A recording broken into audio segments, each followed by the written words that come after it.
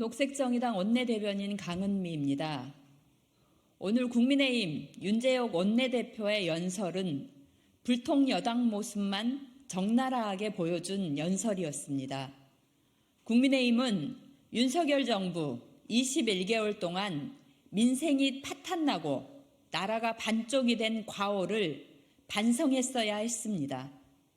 22년 윤석열 정부가 집권한 이후 대한민국 국회에서 여당은 사라졌습니다. 따라서 실패한 것은 일하는 국회가 아니라 일하는 여당입니다. 집권 여당은 다수 국민들의 뜻을 대변하며 정부에 전달하고 야당을 설득했어야 합니다. 그러나 국민의힘은 정쟁의 한가운데에 서서 국민들의 뜻을 대변하지도 야당을 설득하는 논의 테이블에 앉지도 않았습니다.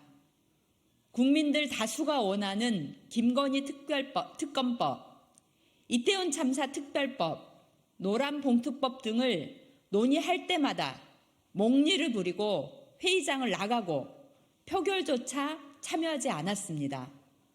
그러니 대통령이 입법부를 무시하며 불과 2년 만에 무려 8개 법안에 거부권을 행사한 거 아닙니까? 윤재옥 원내대표는 집권 여당의 원내대표로서 국민들이 지적하고 바꿔달라고 요구하는 대통령의 국정기조의 변화를 제안했어야 했습니다. 그런데 기존의 문제적인 국정기조를 더욱 강화하는 제안만 늘어놓는 것은 심히 유감입니다. 크게 문제되는 것은 4가지입니다. 첫째, 윤재옥 원내대표가 제안한 노동개혁에는 노동자들의 삶은 없습니다. 윤석열 정부에서 실질 임금은 지속적으로 하락했고 임금체불은 역대 최대 주 69시간 근로 운운하며 가로사회를 가속화시키고 있는데 이에 대한 반성은 찾아볼 수도 없습니다. 합법적 노동활동과 노동기본권을 보장하는 노란봉투법을 거부권으로 짓밟으며 노조 때리기를 수시로 강행해 놓고 그 모든 책임은 또 노조 탓으로 돌리고 있습니다. 중대재해처벌법이 50인 미만 사업장에 적용되고 있는 지가 한 달이 다 되어 가는데 아직도 과장된 허위 공포 남발하면서 발목 잡는 것도 기가 막힙니다. 둘째, 자산 불평등 강화하는 제안을 하면서 금융개혁이라고 포장하고 있습니다.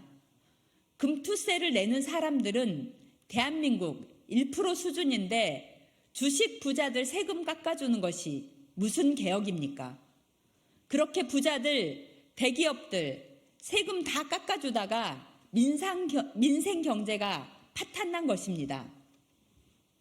셋째, 지역 불평등을 강화시키는 제안을 했습니다.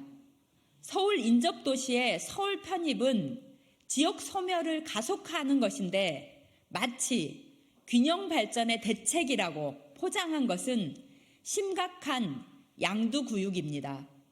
게다가 전국의 소규모 공항들이 적자의 유령 공항인 것이 현실인데 소규모 공항을 더 늘리는 것이 누구를 위한 균형 발전인지 도움이 되는지 납득이 되지 않습니다.